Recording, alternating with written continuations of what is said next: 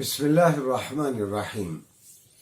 सामीन गिरामी, गुज़श्ता मुख्तसर लेक्चर में हमने तज़किरा किया था पारसी मजहब का और उनकी किताब जो पहले पायंद जुबान में थी, अविस्ता। इसमें दो ताकतों को बाहम एक दूसरे के मुकाबिल गर्दाना गया है, एक यज़दां को, दूसरे आहरमन को। यज़दां खैर की कुव्वत है और आहरमन बुराई की कुव्वत है। और मैंने ये भी अर्ज किया था कि पारसियों के यहाँ आग बहुत मुताहर और मुकद्दस है, लिहाजा इनके माबदों में हमेशा आग जलती रहती है। आज हम तज़किरा करेंगे हिंदू मत का, हिंदू मत की मजहबी किताबों का। पारसी मजहब की तरह हिंदू मत भी कदीम तरीन मजाहिब में से एक है, बहुत ही पुराना मजहब है और इसकी मजहबी किताबें बड़ी चार हैं। उनको हम वेद कहते हैं। मिसाल के तौर पर सामवेद, ऋग्वेद, यजुर्वेद, अथर्ववेद, ये चार वेद हैं।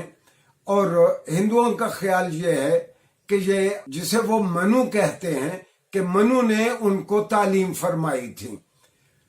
बहुत से माहिरीन की राय ये है कि जिन्हें ये मनु कहते हैं वो दरअसल हजरत नूह हैं।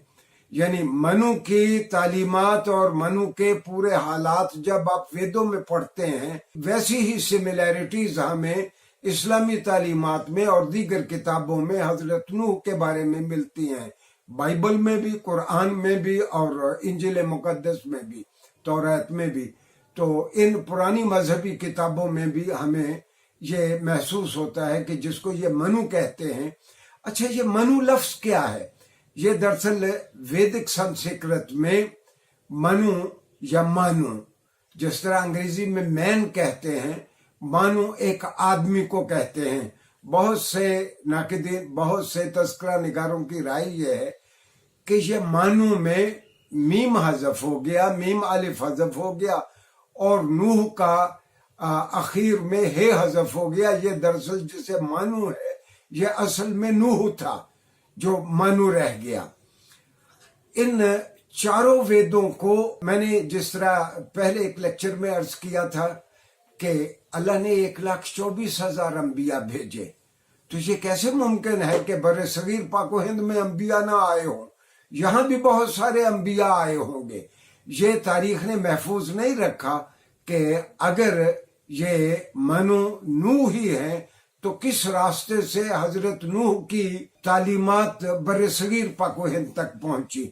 हाँ, कुछ लोगों की राय ये है कि शायद वो बड़ा सैलाब इसी इलाके में आया था और अबुल कलाम आजाद 6 सैलाबों का तज़किरा करते हैं। खैर, ये आज हमारा मौजू नहीं है।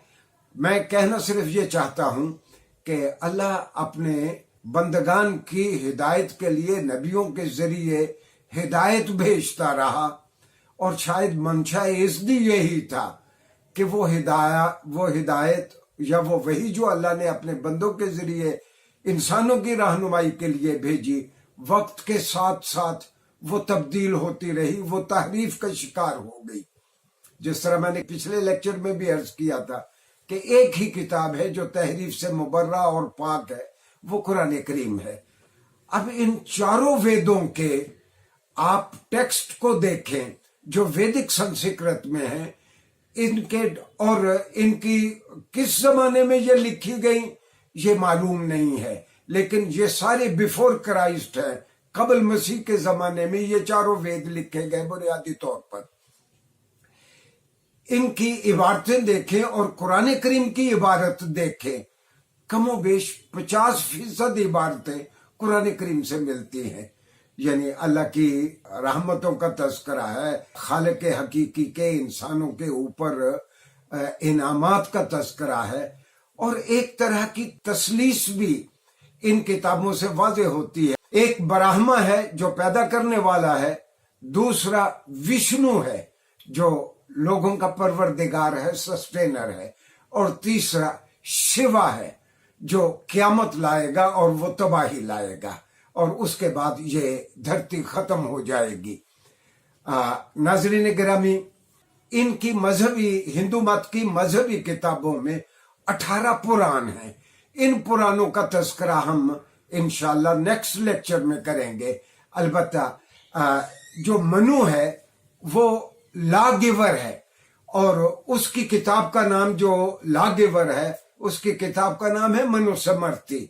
मनुस्मृति में ये जो वहां तबकात बयान किए गए हैं ये उसी लॉ गिवर ने दिए हैं, और ये यकीनन किसी नबी की तालीमात नहीं हो सकती, ये तहरीफ शुदा तालीमात हैं जो उस वक्त के मजहबी तबके ने अपने अपने मफादात के पेश नजर कर ली। और हकीकत यह है कि सबसे बुरी हालत हिंदू मत में औरतों की है। यानी मैं अगर अंग्रेजी की लफ्ज इस्तेमाल करूं कि शौहर और मर्द बीवी में मास्टर और स्लेव का ताल्लुक मनुस्मृति कहता है, और ये कि मर्द को पूरा हक है कि वो औरत के साथ जो सलूक चाहे वो कर सके। जो बुरी कैफियत औरत की इस वक्त हिंदू मत में और हमारे पड़ोस में है वो किसी और मजहब में नहीं है। इंशाल्लाह आइंदा लेक्चर में हम पुराणों का तस्करा करेंगे जो 18 हैं। शुक्रिया जी।